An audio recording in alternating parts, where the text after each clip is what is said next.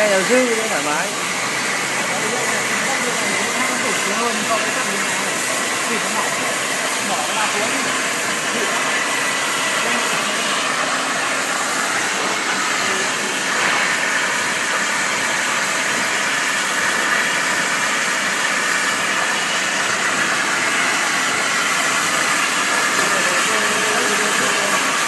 Nhiều quá anh đang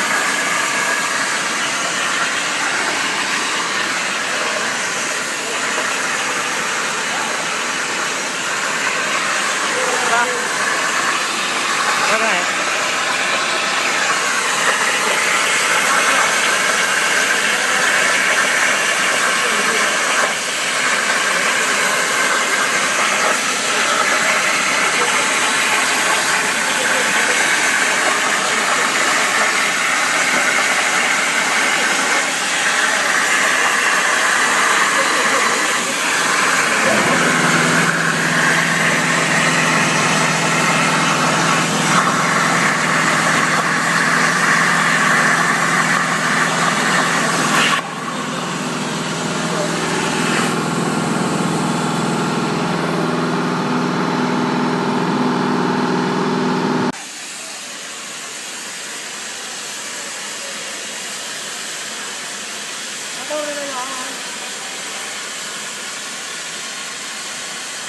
yếu quá.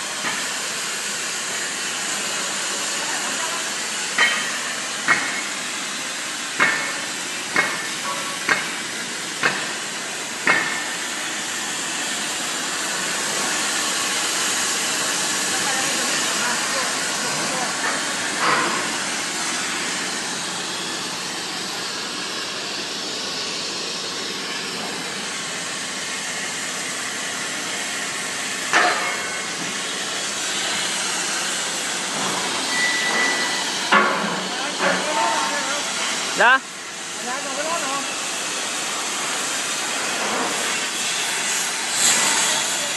Có cái gì không? Nó không vừa với thực